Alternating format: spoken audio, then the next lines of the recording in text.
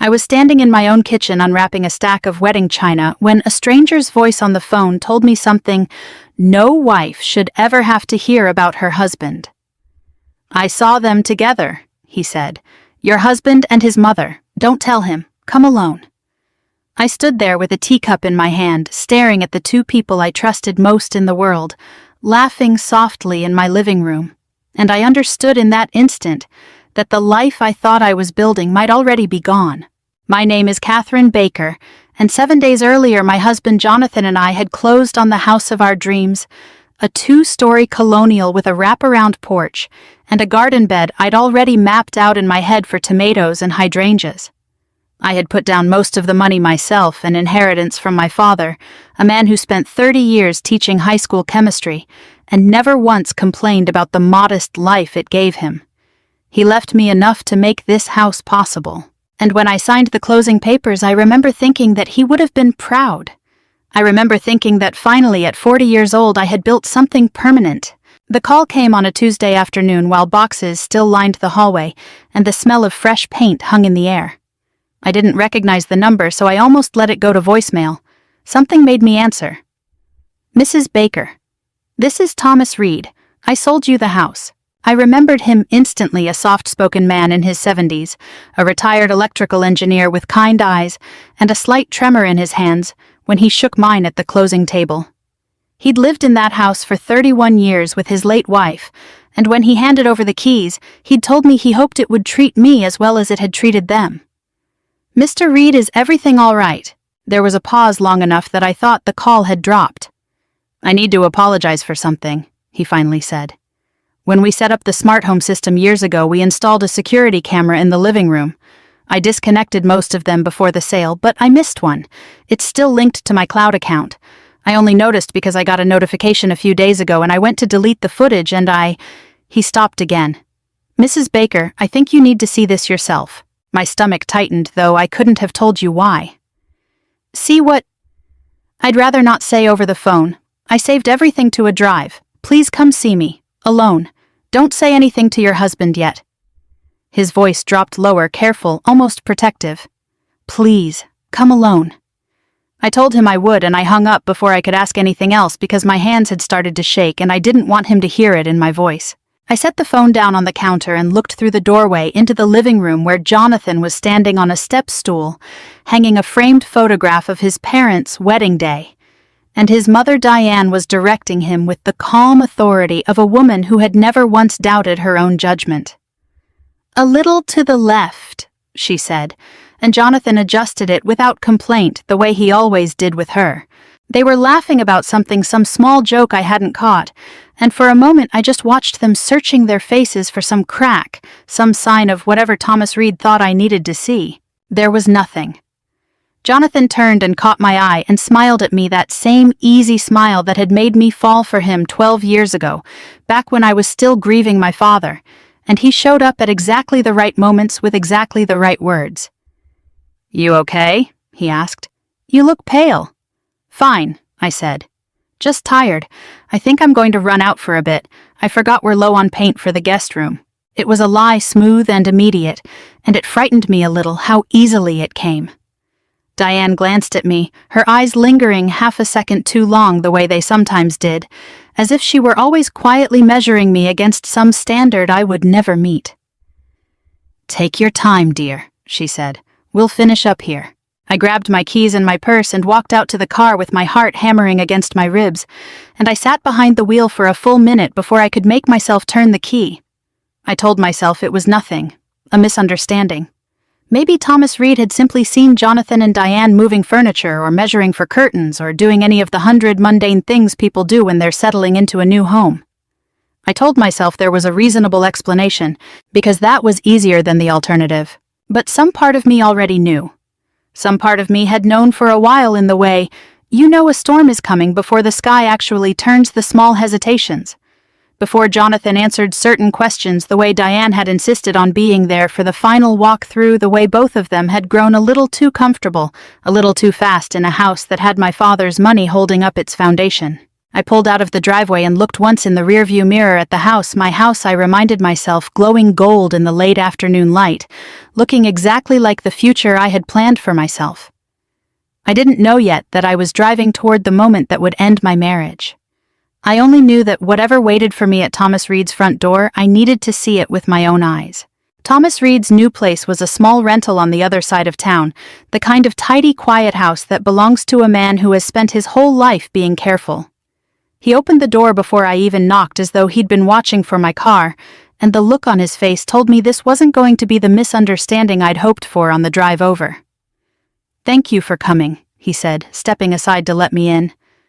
"I wasn't sure you would." "You made it sound important." "It is." He led me to a small kitchen table where a laptop was already open, the screen dark, waiting. "Please sit." I sat, and I noticed my hands were cold despite the warm afternoon, and I folded them together in my lap because I didn't want him to see them trembling. Thomas lowered himself into the chair across from me with the careful movements of a man whose knees had given him trouble for years, and he was quiet for a moment before he spoke again. "I want you to understand something first," he said.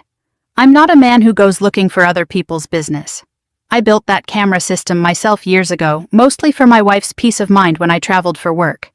When we sold the house, I disconnected every camera I could remember. I missed one, the one behind the bookshelf in the living room, wired into an outlet I forgot even existed. I only found out it was still active because my cloud storage sent a notification that it was full." He paused. "I went to delete the footage, and then I watched it, and I couldn't in good conscience delete it without showing you first." "Show me," I said, because I couldn't bear the waiting anymore. He turned the laptop toward me and pressed play. The footage was time-stamped from 4 days earlier, a Friday afternoon when I'd been at the office finishing a project that had kept me late into the evening. The angle was slightly elevated, looking down over the living room, my living room, still half-furnished boxes stacked along one wall.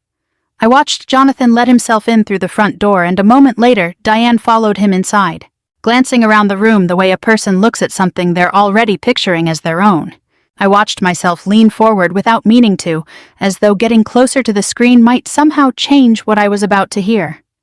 "She still thinks this house belongs to both of you," Diane said on the recording, settling onto the arm of the sofa, her voice carrying that particular blend of warmth and steel I'd heard my entire marriage.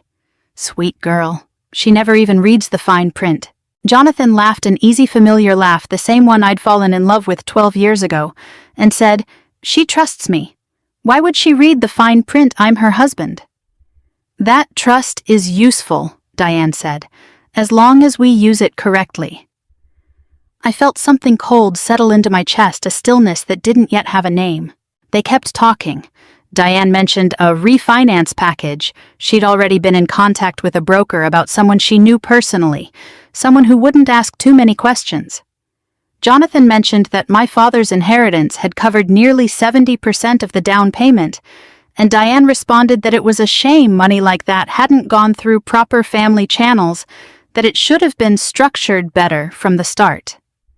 They spoke about paperwork, about a power of attorney clause buried somewhere in a stack of documents that would let ownership shift gradually, quietly, legally, without ever requiring a single dramatic confrontation.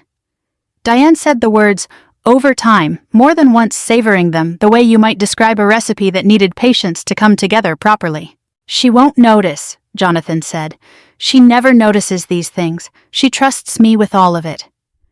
I sat frozen at Thomas Reed's kitchen table, watching my husband describe my blind trust as a resource to be managed, and I understood with a clarity that felt almost physical that the man who had held my hand at my father's funeral and the man on that screen were somehow impossibly the same person. The video ran another 6 minutes. I watched all of it. I watched Diane walk through my kitchen, opening cabinets, commenting that the layout would be better suited to proper entertaining once a few walls came down. I watched Jonathan nod along to every suggestion, agreeable in the particular way he'd always been agreeable with his mother, a lifelong habit I had once found endearing because it spoke, I thought, of loyalty and love. I understood now that it spoke of something else.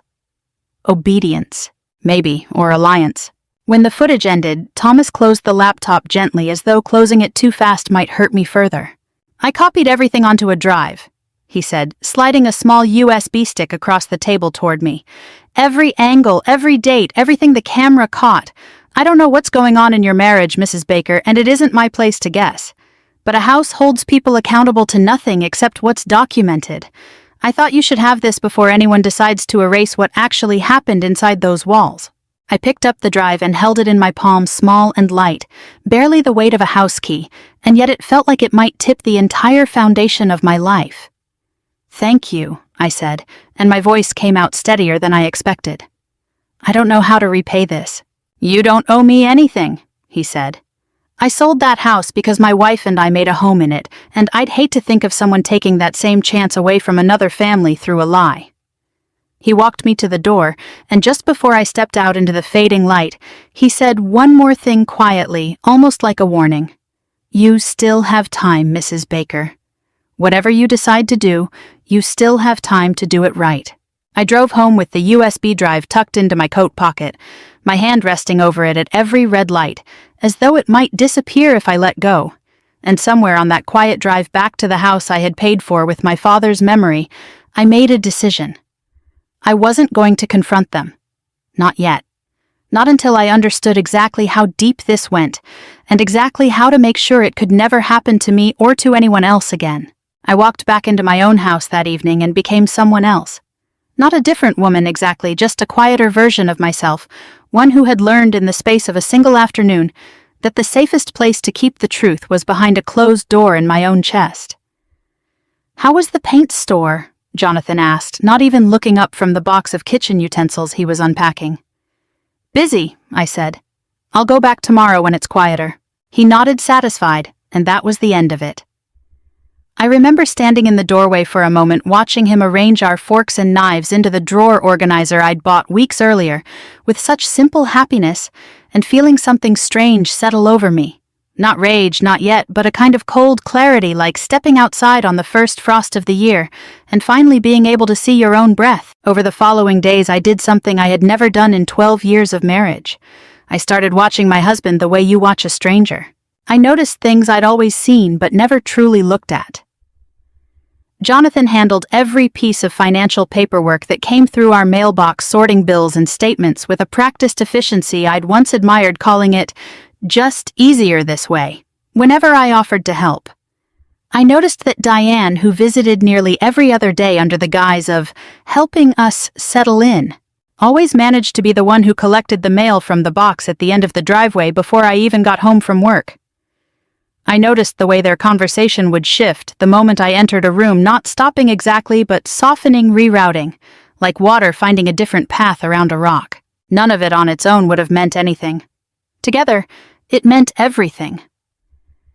3 days after my visit to Thomas Reed's house, Jonathan came home with a folder of documents and laid them on the dining table with the easy, unbothered manner of a man discussing weekend plans. Refinance paperwork, he said. Nothing exciting, just cleaning up some of the loan terms now that we've closed. Routine stuff. Diane, who happened to be there, she seemed always to happen to be there, reached over and patted my hand. Everyone does this after closing, dear. It's boring, but it's just paperwork. You sign a few pages and it's done.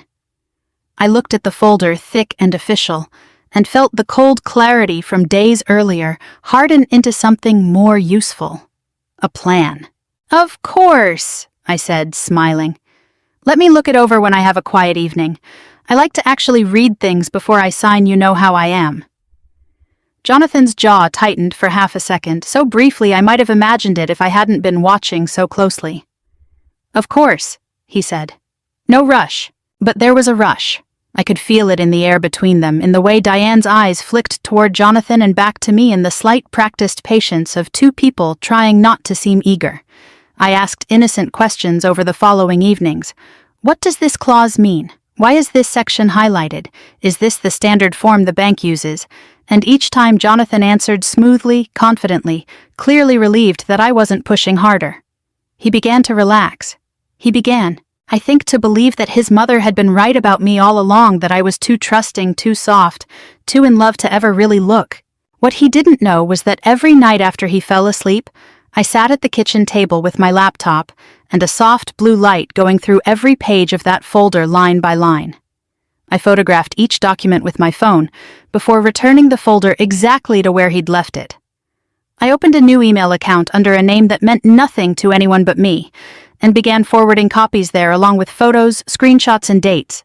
I kept a small voice recorder in my cardigan pocket during family dinners, capturing conversations I would later replay in my car during my lunch break, parked 3 blocks from my office, where no one I knew would see me crying quietly before wiping my face and going back to work like nothing had happened.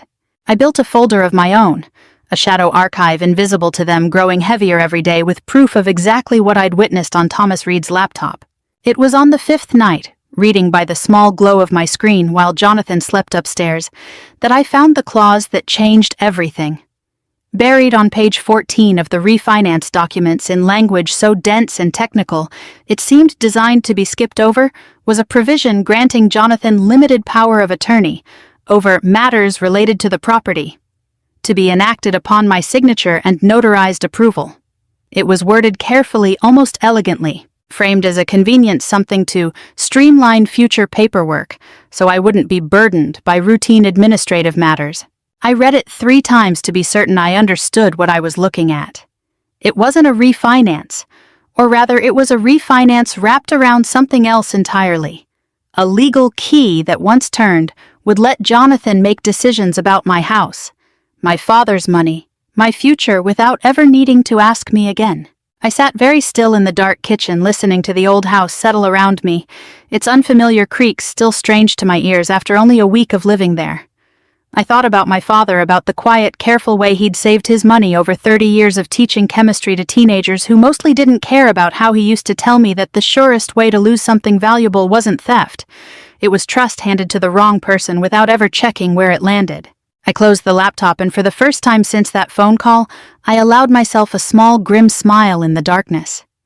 They thought I was signing away my future. I was about to make sure I never lost it at all. I found Michael Grant's name the way most people find lawyers when they're afraid to ask anyone they know, a late-night search on my phone in bed with the screen brightness turned all the way down so the light wouldn't wake Jonathan beside me. Real estate attorney. 26 years of practice. Reviews that used words like discreet and thorough. I called his office the next morning from the parking lot of the grocery store, my heart pounding as though I were doing something shameful instead of something necessary, and I asked for the earliest appointment available that didn't require me to explain myself to a receptionist. Michael Grant's office was small and unglamorous, tucked above a dry cleaner's on a quiet street, and I liked him immediately for exactly that reason. Nothing about him seemed interested in impressing me.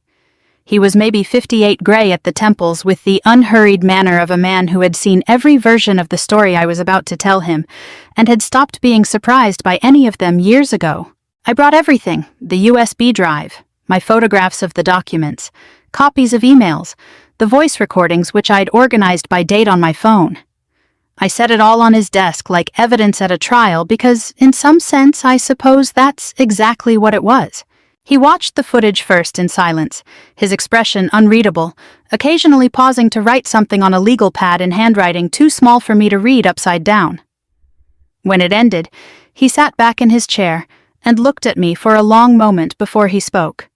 "Mrs. Baker, I want to be direct with you because I think you'd prefer that to gentleness right now." "Please," I said. "This is not a routine refinance. The power of attorney clause on page 14, if signed and notarized, would give your husband broad authority over decisions related to the property. Not immediately total control, but enough scaffolding that over time, with a few more carefully worded documents, he could transfer ownership, take out loans against the equity, or sell the property, all without requiring your active participation in each step. It's built to look harmless. It's built to be signed by someone who trusts the person handing it to them and doesn't read past the first paragraph." I felt my hands tighten in my lap. So it's legal. On its face, yes. That's what makes it dangerous. There's nothing illegal about a spouse asking another spouse to sign paperwork. The law generally assumes that if you signed something, you understood it, which means the only real protection you have is not signing it, and making very sure they can't quietly force the issue another way. Can they? Not if we move quickly. He tapped his pen against the pad. I can file protective measures today. A notice of interest, updated deed language, and a formal record establishing you as the sole party with authority to approve any transfer or encumbrance on the property. It won't stop them from asking you to sign anything. But it will mean that even if you did sign under pressure or without fully understanding, any transfer would require your personal, verified appearance and separate legal counsel review before it could be finalized. In plain terms, I'm building a wall around the house that only you can open. Relief moved through me so suddenly it was almost dizzying, but underneath it sat something harder, something that had been growing since the night I first read that clause by the glow of my laptop. I want more than a wall, Mr. Grant. I want them to understand exactly what they tried to do. I want it documented. I want it undeniable. He studied me for a moment, and something shifted in his expression, not surprise exactly, but a kind of quiet respect. Then we do this carefully. You continue exactly as you have been. Don't refuse to sign. Don't confront them. Let them believe they're close to finishing what they started. The more comfortable they become, the more they'll say, and the more they say, the stronger your position becomes. In the meantime, I file everything necessary to make sure that no matter what happens at that table, nothing actually transfers without going through me first. I left his office that afternoon with a folder of my own, now carbon copies of every filing he'd promised to submit that week, and I drove home rehearsing quietly the version of myself I needed to keep performing. Grateful wife, trusting wife. A woman slowly, sweetly coming around to signing away a life she didn't yet know was already legally armored against them. It worked better than I expected.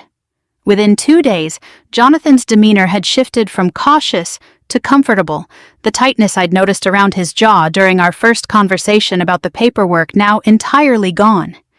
He began speaking more openly at dinner, mentioning offhand that maybe once things were settled, he'd finally get quotes for that home office he'd always wanted in the basement.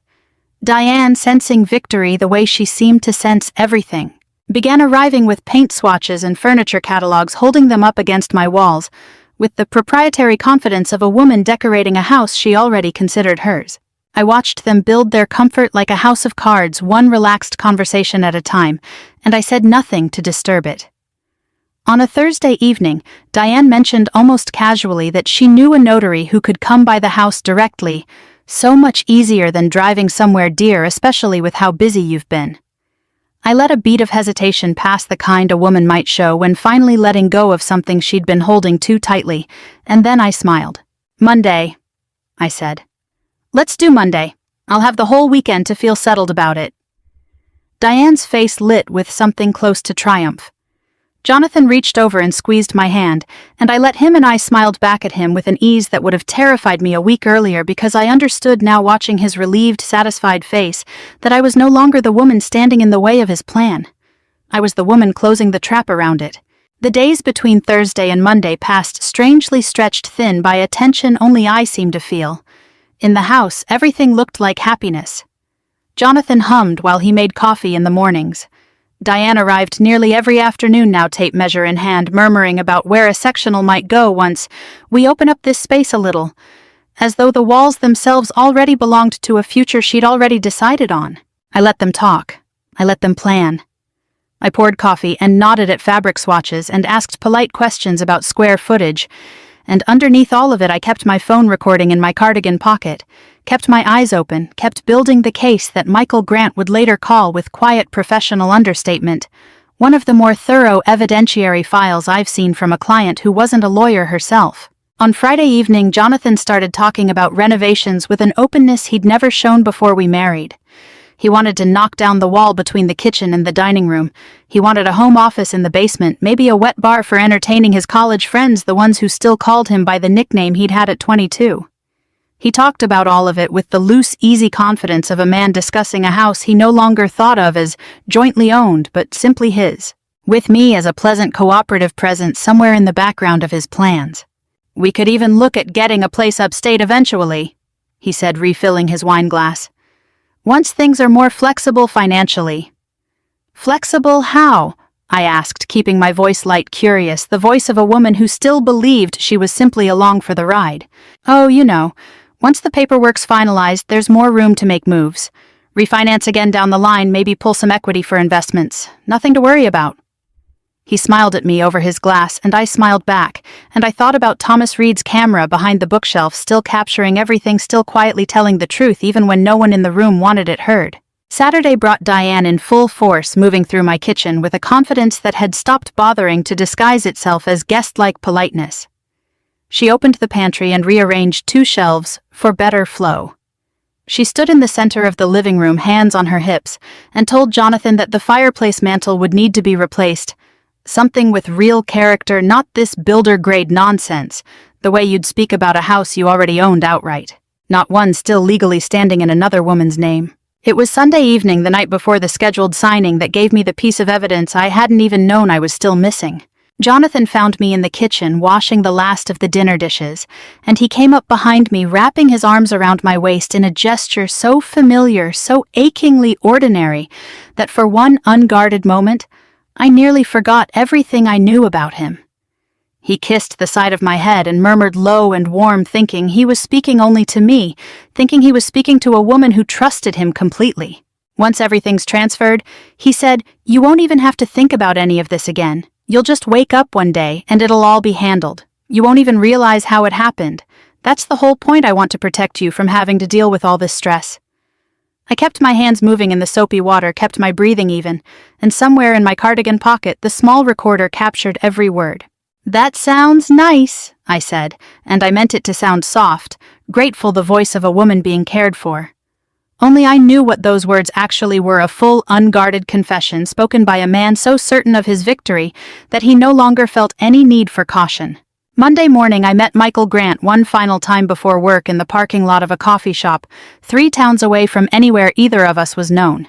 He confirmed that every filing was complete, the notice of interest recorded, the deed protections in place, the documentation package assembled and ready to be presented the moment it was needed.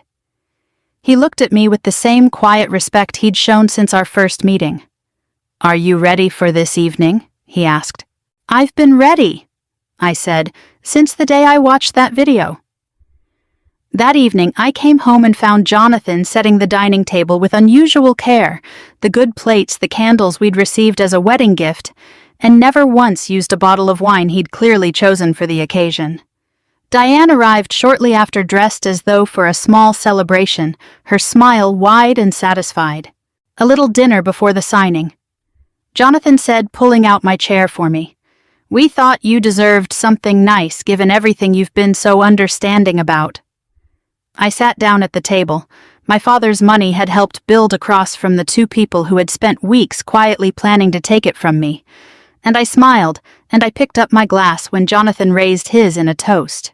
"To new beginnings," he said, his eyes warm, his voice full of a happiness I once would have given anything to earn.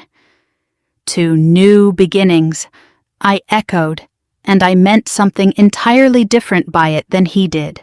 Diane smiled at us both, radiant, already decorating a house that would never truly be hers, and neither of them noticed the way I kept glancing toward the front door, waiting, counting the minutes, knowing that somewhere on the road toward our house, a car was already on its way, carrying a man who would arrive before dinner ended and change everything they thought they had already won.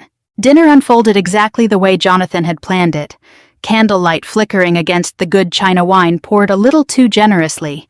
Diane telling a long story about Jonathan's childhood that was meant, I think, to remind me of how deeply he belonged to this family, how naturally I should want to belong to it too. I laughed in the right places. I asked the right questions. I ate very little because my stomach had been tight with anticipation since that morning. But no one seemed to notice, too absorbed in their own quiet celebration to look closely at me. When the plates were cleared, Jonathan reached into the sideboard drawer and pulled out the folder, setting it on the table between us, with a gentleness that almost looked like reverence. He opened it to the final page, smoothing it flat with his palm, and slid a pen across the tablecloth toward me. "No rush," he said, though his eyes said otherwise. "Whenever you're ready." Diane leaned forward slightly, her wine glass forgotten in her hand, watching the pen the way a person watches the last few seconds before a firework goes off. I picked it up. I let my fingers rest against it for a moment, feeling the weight of it, feeling the weight of everything the last 2 weeks had asked of me. The silence I'd had to keep, the smiles I'd had to fake, the nights I'd spent awake with a phone recorder in my pocket, and a heart full of grief for the marriage I'd thought I had. I lowered the pen toward the signature line. The doorbell rang. Jonathan's head snapped up, a flicker of irritation crossing his face. "We're not expecting anyone," he said more to himself than to me, and he glanced at his mother, who shook her head slightly, equally confused. "I'll get it," I said, and I set the pen down without signing a single letter. I opened the door to find Michael Grant standing on the porch in a gray suit, calm and unhurried, a leather folder tucked under his arm. Behind him, a step back, stood a uniformed court officer holding a small stack of documents. "Good evening, Mrs. Baker," Michael said, his voice pitched perfectly for the moment, professional, unbothered, utterly without drama, which somehow made it land harder than if he'd shouted. "I believe this is a good time." I stepped aside and let them in. Jonathan rose from the table so fast his chair scraped hard against the floor. "What is this?" His eyes moved from Michael to the officer to me, and I watched something behind them begin to shift. The first tremor of a man realizing the ground beneath him was no longer solid. "Catherine, what's going on?" I didn't answer right away. I walked back to my seat at the head of the table and sat down, folding my hands in front of me the way I had learned to do in Michael's office, calm, deliberate, a woman fully in possession of herself. "Mr. and Mrs. Baker," Michael said, addressing Jonathan and Diane both, "I'm here on behalf of my client Catherine Baker to formally notify you that the property at this address has been legally protected against unauthorized transfer, refinancing, or encumbrance. Any documents requiring her signature for such purposes are void as of today, and any future attempt to alter ownership status will require independent legal review and her verified, unpressured consent." The court officer stepped forward and placed the documents on the table beside the folder Jonathan had so carefully prepared, an almost absurd symmetry, one stack representing the future they'd planned, the other quietly dismantling it. Diane's face had gone pale, her earlier warmth entirely drained away, replaced by something colder, sharper, the calculation she usually kept so carefully hidden now fully visible. "This is absurd," she said. "This is our family's home. Jonathan has every right. Jonathan has whatever rights are granted to him under the law and under any agreement Catherine willingly and knowingly enters into," Michael said evenly.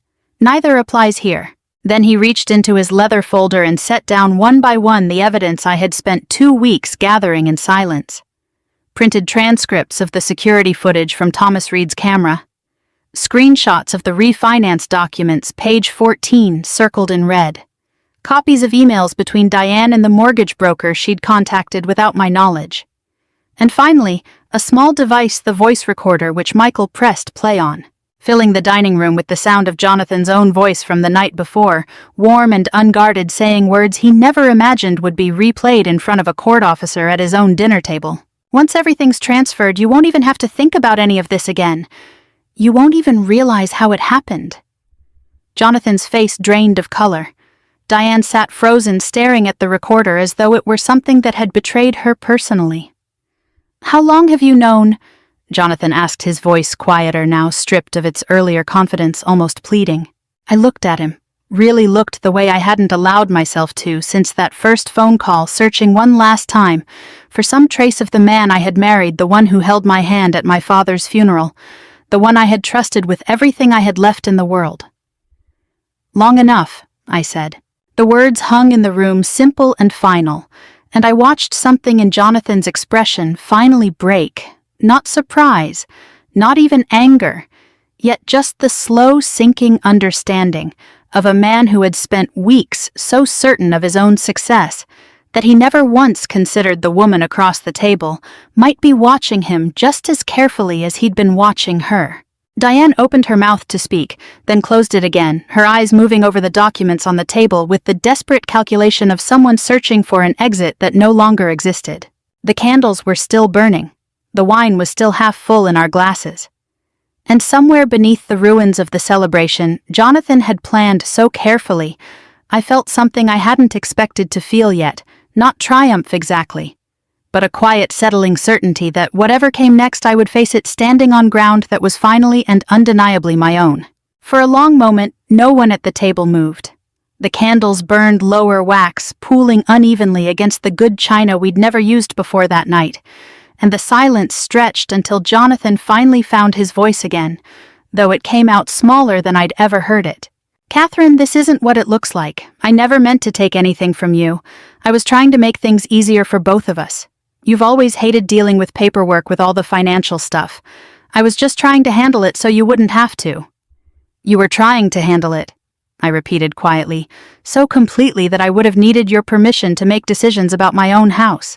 He had no answer for that. Diane, however, straightened in her chair, composing herself with the same brittle dignity she'd worn at every family gathering I'd ever attended. "This is a misunderstanding born of overcaution," she said, addressing Michael Grant directly as though she might still negotiate her way out of a room that had already closed around her. "We were simply trying to streamline the family's financial planning. There's no crime in wanting things structured efficiently." Michael didn't raise his voice. He rarely needed to. "Mrs. Baker," he said, using my name deliberately, letting it settle in the room as a correction to whatever version of ownership Diane still imagined for herself. "Efficient financial planning doesn't require concealing intent from the person whose signature you need, nor does it require characterizing that person's trust as something to, in your son's words, use correctly. I have that on recording as well. Should you'd like me to play it again?" Diane's mouth pressed into a thin line. She said nothing further. The court officer stepped forward with quiet procedural calm and confirmed what Michael had already explained, that the property remained solely mine, that any financial authority Jonathan may have believed he was gaining through the refinance paperwork had been formally revoked and blocked before it could ever take effect, and that further legal action, should I choose to pursue it, remained entirely available to me. Jonathan's face throughout all of this moved through something like grief, though I found I couldn't fully trust that either, not anymore. Perhaps it was simply the grief of losing what he'd planned. I didn't know, and for the first time in 12 years I realized I didn't need to know. It wasn't my responsibility to understand him anymore. They left within the hour. Jonathan packed 2 suitcases in near silence, moving through the bedroom we'd shared for barely 2 weeks, with the stiff, careful motions of a man trying to preserve some final shred of composure. Diane waited by the front door, arms crossed, refusing to look at me. Though just before she stepped outside, she turned and said in a voice stripped of all its earlier warmth, "You'll regret this. Family is family, Catherine. You'll learn that the hard way, alone in this house." "I already have a family," I said.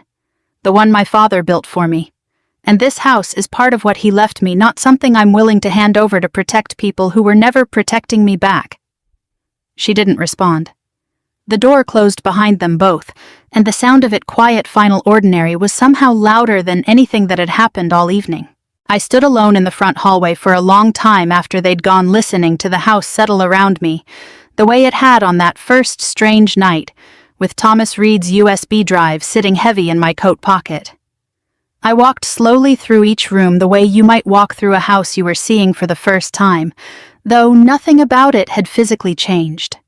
The same hardwood floors my father would have run his hand along, admiring the craftsmanship. The same kitchen window that caught the morning light exactly the way I'd imagined when I first saw the listing photos. The same living room where a small hidden camera behind a bookshelf had quietly, faithfully told the truth when no one else would. It didn't feel like the house had changed. It felt like I finally understood what had been true about it all along, that it was mine fully and completely, in a way it had never quite felt before that phone call, before that video. Before I learned exactly what I was capable of when everything I loved was threatened. I called Thomas Reed the next morning, mostly to thank him again, though I think what I really wanted was simply to hear a kind voice after everything. He was quiet for a moment when I told him how it had ended, and then he said something I've carried with me since. "Houses hold on to the truth longer than people do, Mrs. Baker. I'm just glad this one still had a little truth left to give you." I think about that often now, in the months since, how close I came to signing away everything my father worked his whole life to give me, simply because I trusted the wrong smile at the wrong table. I think about how love, real love, doesn't need to be protected through secrecy, through paperwork slipped quietly past someone who trusts you too much to read the fine print. I think about how the truest kind of partnership is built in the open, not behind a mother-in-law's carefully arranged furniture catalogs or a husband's practiced reassurances. I still live in that house. I've since put in the tomato garden I always planned, and some mornings I sit on the porch with my coffee and watch the light move across the yard, and I think about how easily I could have lost all of it. Not just the walls and the windows, but the quiet, hard-won peace of finally trusting my own eyes over anyone else's words. If you were in my position, I wonder what you would have done differently or the same. I'd love to hear your thoughts in the comments below, and to know where in the world you're watching from tonight. We have so many more stories like this one to share with you, so please subscribe so you never miss a moment like this. Thank you for staying with me until the very end.